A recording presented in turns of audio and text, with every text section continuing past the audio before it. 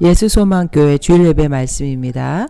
누가복음 13장 1절에서 9절까지의 말씀으로 회개의 열매라는 제목으로 말씀드리겠습니다. 그때 마침 두어 사람이 와서 빌라도가 어떤 갈릴리 사람들의 피를 그들의 제물에 섞은 일로 예수께 아뢰되 대답하여 이르시되 너희는 이 갈릴리 사람들이 이같이 해받음으로 다른 모든 갈릴리 사람보다 죄가 더 있는 줄 아느냐? 너희에게 이르노니 아니라. 너희도 만일 회개하지 아니하면 다 이와 같이 망하리라. 또 실로암에서 망대가 무너져 치어 죽은 18사람이 예루살렘에 거한 다른 모든 사람보다 죄가 더 있는 줄 아느냐? 너희에게 이르노니 아니라. 너희도 만일 회개하지 아니하면 다 이와 같이 망하리라. 이에 비유로 말씀하시되 한 사람이 포도원에 무화과 나무를 심은 것이 있더니 와서 그 열매를 구하였으나 얻지 못한지라. 포도원 지기에게 이르되 내가 3년을 와서 이 무화과 나무에서 열매를 구하되 얻지 못하니 찍어버리라. 어찌 땅만 버리게 하겠느냐? 대답하여 이르되 주인이여 금년에도 그대로 두소서. 내가 두릅하고 거름을 줄이니 이후에 만일 열매가 열면 좋거니와 그렇지 않으면 찍어버리소서 하였다 하시니라. 이번 주일은 사순절 제3주일입니다. 우리들의 구원을 위해서 십자가로 걸어가시는 예수님은 우리들에게 회개하기를 촉구하십니다. 하나님 나라에 들어가는 구원의 시작은 회개가 먼저입니다. 오늘 본문 13장은 12장과 연결되어서 회개의 급박성을 말해주고 있습니다. 다가올 심판을 예비하라는 것에 관한 내용으로 12장과 13장 오늘 1절에서 9절까지는 연결되는 내용입니다. 모두 우리 인간의 회개를 위한 부르심에 관한 내용이죠. 웨슬리 목사님은 회개는 구원에 이르는 현관문이다 라고 말씀하셨습니다. 이처럼 인간이 구원받기 위해서 첫 관문은 바로 회개라는 과정을 통과해야 하는 것이죠. 지금 우리가 살아가고 있는 이 세상에는 사건과 사고가 전 세계에 걸쳐 끊임없이 일어나고 있습니다. 사람들은 사고로 인해서 혹은 부주의로 인해서 또 인간끼리의 서로 미움과 분노로 인해서 다치고 상처받은 심령을 가지고 살아갑니다. 우리가 이러한 고통과 고난의 이유를 때로는 그들의 부주의 또 무책임으로 돌릴 때가 많고 또 개인적인 잘못이나 죄로 인해서 당한다고 우리가 판단하는 경우가 많습니다. 그런데 오늘 말씀을 통해서 이런 사건과 사고가 꼭 그 사람의 죄 때문에 일어나는 것이 아니라는 것을 예수님이 말씀하십니다. 왜 예수님이 죄는 사고와 그런 사건과 관계가 없는 건지 고난과 관계가 없는 것인지 말씀을 통해서 우리가 깨닫기를 원합니다. 예수님은 우리가 정말 시급하게 해결해야 하는 문제가 무엇인지 깨닫게 해주십니다. 첫 번째, 모든 인간은 죄인이며 회개하지 않으면 모두 망한다고 말씀하십니다. 죄와 고난과의 관계를 이 유대인들은 꼭 개인이 잘못해서 죄 때문에 그러한 고난이 일어난다고 생각했습니다. 욥기서 4장 7절에도 보면 대만 사람 엘리바스가 고난받는 욥에게 이렇게 말합니다. 생각하여 보라. 죄 없이 망한 자가 누구인가? 정직한 자의 끊어짐이 어디 있는가? 이 엘리바스는 욥의 그 죄 때문에 하나님 앞에 벌을 받는다고 생각해서 이렇게 말을 한 것입니다. 또 요한복음 9장 2절에도 보면 제자들이 물어 이르되 랍비여 이 사람이 맹인으로 난 것이 누구의 죄로 인함이니까? 자기이니까? 그의 부모니까? 이렇게 제자들이 질문하자 예수님은 3절에 예수께서 대답하시되 이 사람이나 그 부모의 죄로 인한 것이 아니라 그에게서 하나님이 하시는 일을 나타내고자 하심이라. 보통 사람들은 거의가 이런 사고가 고난이 개인의 죄 때문에 일어난다고 많이 생각을 했지만 예수님은 인간 모두가 죄인이고 또 모두 따라서 인간은 모두 회개하지 않으면 안 된다는 것을 말씀해주고 있는 것입니다. 로마서 3장 23절에 보면 모든 사람이 죄를 범하였음에 하나님의 영광에 이르지 못하였다. 인간 모두는 남을 판단하기 이전에 모두가 다 너나 할 거 없이 죄인이라는 것입니다. 그래서 로마서 6장 23절에도 보면 죄의 싹은 사망이요 하나님의 은사는 그리스도 예수 우리 주 안에 있는 영생이니라. 결국 모든 인간은 죄로 인해서 죽게 되었고요. 그러나 하나님의 선물은 그런 죽게 된 인간을 예수님을 통해서 영원한 생명을 주셨다는 것입니다.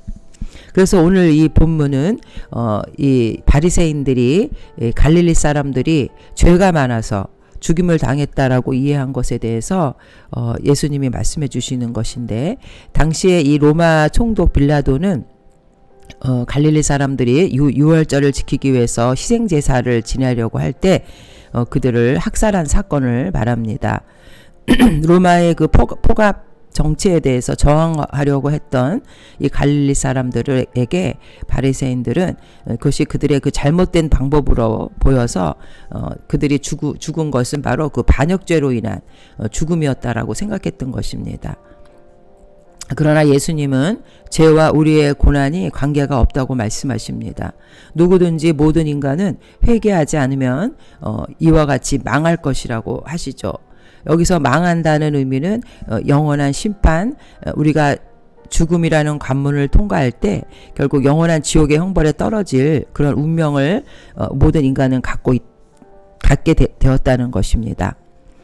유월절을 지키기 위해 예루살렘에 올라온 이 갈릴리 사람들을 유대 로마 총독 빌라도가 살해했고 그 피를 제물에 섞은 이 사건은 결국 그 갈릴리 사람들이 당시 혁명을 일으키고 반역을 해서 빌라도가 이렇게 학살한 사건인데, 결국 이 바리새인들은 당시에 이 갈릴리 사람들이 자신의 그 유대인들의 입장에서 볼 때는 그들이 그 마땅히 잘못을 저질렀기 때문에 그들이 죽임을 당한 것이라고 그렇게 생각을 했던 것이죠.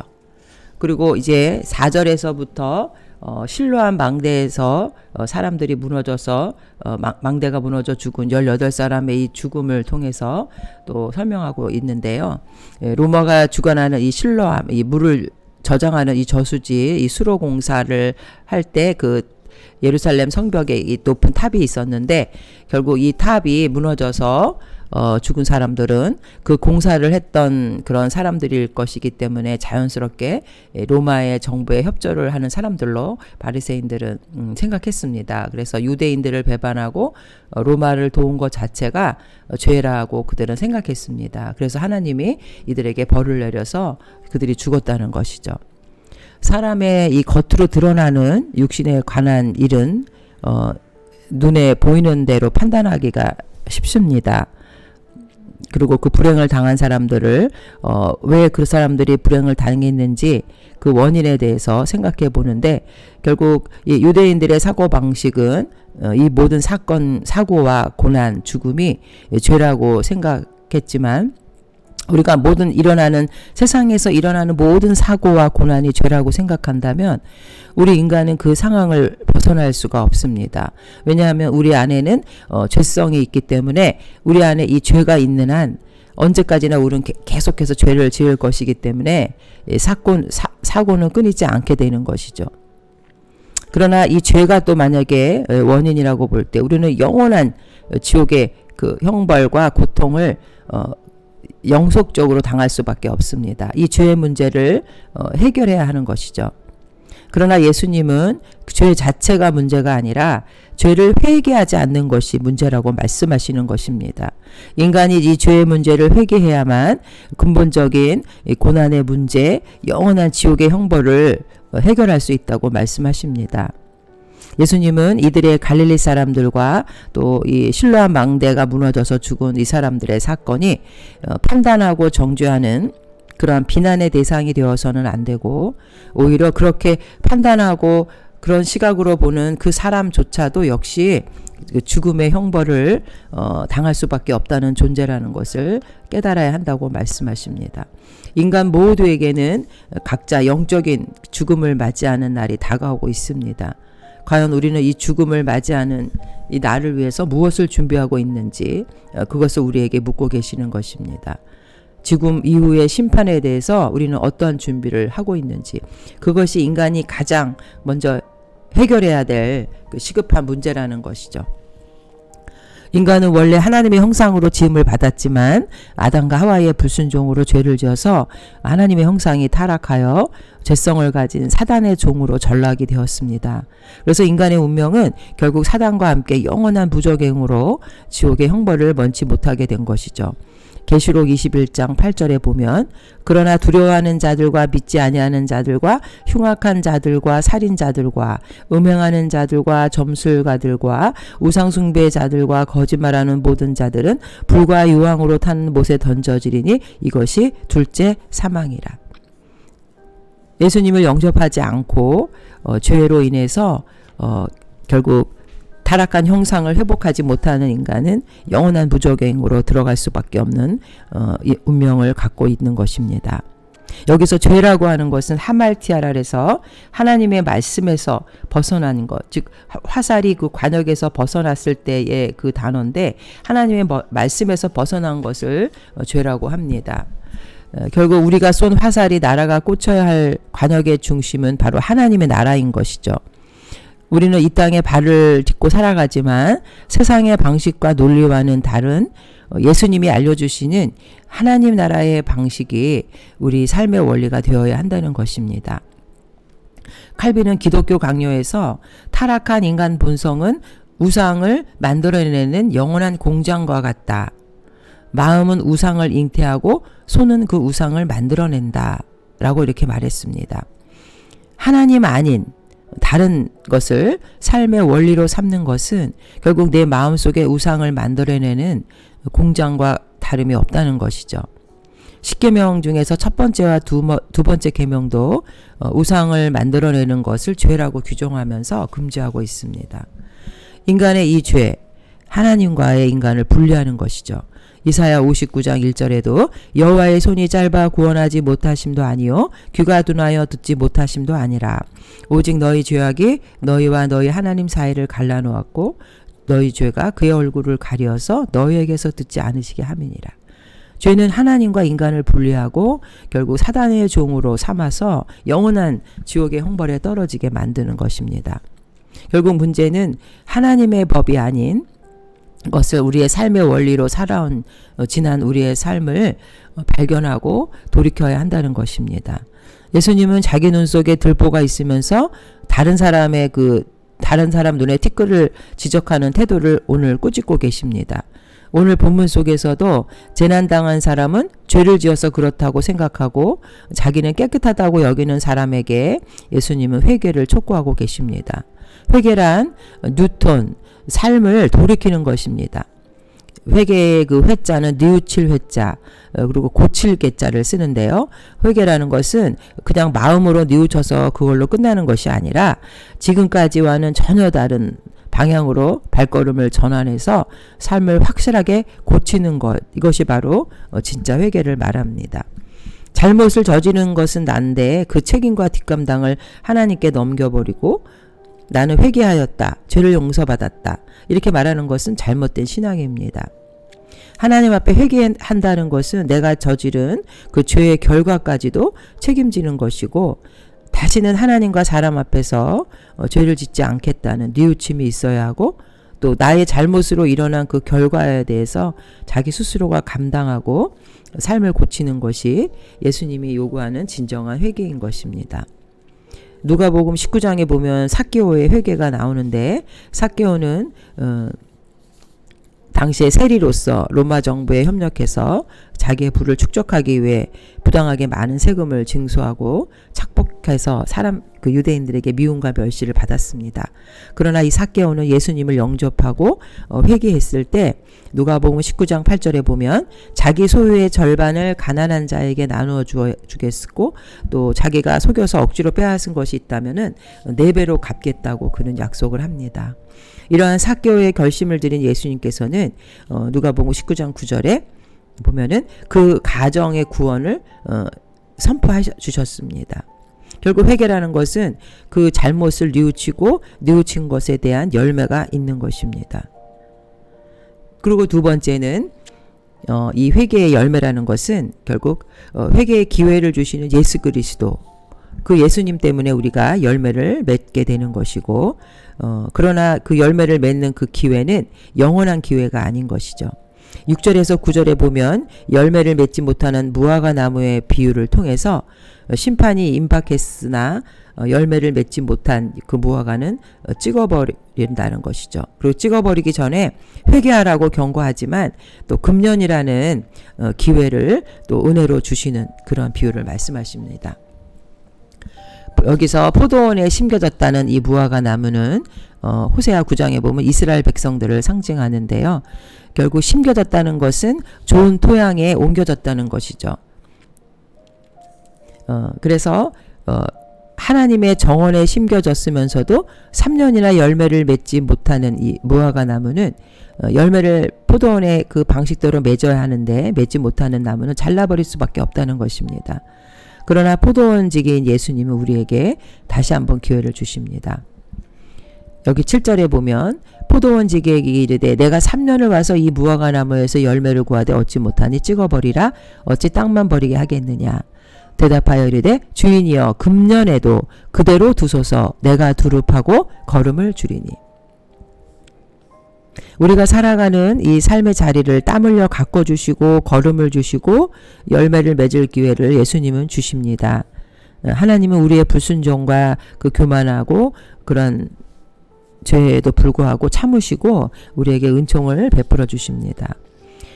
신학자 아우구스티누스는 사람은 죄를 짓지 않을 수 없는 존재로 보았지만 사람을 이 아우구스티누스는 사람이란 죄를 짓지 않을 수 없는 존재, 왜냐하면 죄성을 갖고 있기 때문에 죄를 계속 지을 수밖에 없다는 것이죠. 그러나 하나님의 참으심과 기다림의 그 은총이 우리를 죄를 짓지 않을 수도 있는 존재로 이끌어내신다 이렇게 말했습니다. 결국 그 하나님의 이 은총에 대해서 우리가 응답하는 사람이 회개하는 그리스도인인 것입니다. 사순절기를 살아가는 오늘 우리 그리스도인들은 자신의 삶을 한번 되돌아보는 시간을 갖고 하나님 나라의 방식으로 살아오지 못했다면 잘못 걸어온 길을 뉘우쳐야 합니다. 그리고 바른 길을 찾아서 회개의 열매를 맺는 결단을 해야 하죠. 하나님은 한 번 더 기회를 주시지만 그러나 영원히 기다리는 분은 아니십니다. 베드로후서 3장 8절에도 보면 사랑하는 자들아 주께는 하루가 천년 같고 천년이 하루 같다는 이 한 가지를 잊지 말라. 주의 약속은 어떤 이들이 더디다고 생각하는 것이 더딘 것이 아니라 오직 주께서는 너희를 대하여 오래 참으사 아무도 멸망하지 아니하고 다 회개하게 이르기를 원하시느니라. 그러나 주의 날이 도둑같이 오리니 그 날에는 하늘이 큰 소리로 떠나가고 물질이 뜨거운 불에 풀어지고 땅과 그 중에 있는 모든 일이 드러나리로다. 우리를 위해서 참고 계시지만 그 날은 우리가 예측할 수 있는 날에 온다는 것이 아닙니다. 그래서 고린도후서 6장 2절에도 이르시되 내가 은혜 베풀 때에 너에게 듣고 구원의 날에 너를 도왔다 하셨으니 보라 지금은 은혜 받을 만한 때요 보라 지금은 구원의 날이로다. 우리는 그 복음성가에도 내일 일은 남 몰라요라는 복음성가가 있는데요. 우리는 하루하루를 살아가지만 내일 우리가 어떻게 될지 알 수 없는 존재입니다. 주님의 은총이 임할 이 은혜의 때에 우리는 속히 회개하고 돌이켜서 회개에 합당한 열매를 맺는 사람이 되어야 합니다. 하나님이 무화과 나무가 열매를 맺도록 포도원으로 옮겨 심었다는 것은 결국 그 땅이 양질이 풍부한 좋은 땅으로 옮겨 심었다는 것을 말씀해 주고 있는 거죠. 시편 1편의 3절에도 보면 그는 시냇가에 심은 나무가 철을 따라 열매를 맺으며 그 잎사귀가 마르지 아니한 같으니 그가 하는 모든 일이 다 형통하리로다. 척박하고 메마른 땅에 있는 나무가 아니라 그것을 시냇가에 옮겨 심었다는 것을 여기서는 말하고 있는 것이죠. 그럼에도 불구하고 열매가 없는 그 무화과 나무의 비유는 심판이 임박했음과 또 찍어버리기 전에 바로 회개하라는 경고를 주고 있는 것입니다. 그러나 이 금년이라는 기회의 문을 열어주시는 예수 그리스도의 은총도 함께 담겨 있습니다. 예수님은 본문의 내용을 통해서 어느 사람들과는 다르게 죄를 드러내기를 원하시는 것이 아니죠. 사람들은 그 모든 원인을 죄로 돌리기를 원하지만 예수님은 회개가 더욱 필요함을 강조하고 계시는 것입니다. 이 죄는 우리를 하나님의 종이 아니라 사단의 종으로 삼게 합니다. 로마서 6장 16절에도 보면 너희 자신을 종으로 내주어 누구에게 순종하든지 그 순종함을 받는 자의 종이 되는 줄을 너희가 알지 못하느냐. 혹은 죄의 종으로 사망에 이르고 혹은 순종의 종으로 의에 이르느니라. 하나님께 감사하리로다. 너희가 본래 죄의 종이더니 너희에게 전하여 준 바 교훈의 본을 마음으로 순종하여 죄로부터 해방되어 의에게 종이 되었느니라. 본래 죄의 종이었던 타락한 형상을 갖고 있었던 인간이 죄의 종이 돼서 순종함으로 부정과 불법을 저질렀지만 예수 그리스도를 통해서 죄에서 해방되어서 하나님의 종이 되었다는 것입니다. 이제는 죄에 대해서 자유한 자요 하나님에게 마음으로 순종하는 자가 되었습니다. 이제 우리의 삶은 로마서 6장 19절에 이제는 너희 지체를 의에게 종으로 내주어 거룩함에 이르라. 하나님께 종이 되어 거룩함에 이르는 열매를 맺었으니. 얼마나 감사하고 기쁜 일입니까? 죄의 종에 대해서 멸망을 당할 우리가 거룩한 하나님의 종이 되는 은혜를 입은 것입니다. 그래서 우리는 더 이상 죄의 종이 되어서 계속 죄를 짓는 자가 되어서는 안 되겠습니다. 적극적으로 하나님 앞에 순종하고 거룩함에 이루는 열매, 성령의 9가지 열매를 맺어야 됩니다. 이런 삶의 결과는 그리스도 예수 우리 주 안에 있는 영생이라고 말씀하고 있습니다. 로마서 6장 22절에 그러나 이제는 너희가 죄로부터 해방되고 하나님께 종이 되어 거룩함에 이르는 열매를 맺었으니 그 마지막은 영생이니라. 이제 그리스도인들은 갈라디아서 5장 24절 그리스도 예수의 사람들은 육체와 함께 그 정욕과 탐심을 십자가에 못 박았느니라. 날마다 우리 안에 이 죄성과 싸우면서 우리는 거룩함에 이르도록 힘쓰는 자들이 되어야 하겠습니다. 결국 우리를 택하신 그 주님은 베드로전서 2장 9절에 너희는 택하신 족속이요 왕같은 제사장들이요 거룩한 나라요 그의 소유가 된 백성이니 이는 너희를 어두운 데서 불러내어 그의 기이한 빛에 들어가게 하시니에 아름다운 덕을 선포하게 하려 하심이라. 우리가 이 회개의 풍성한 열매를 가지고 살기를 원하시는 것입니다.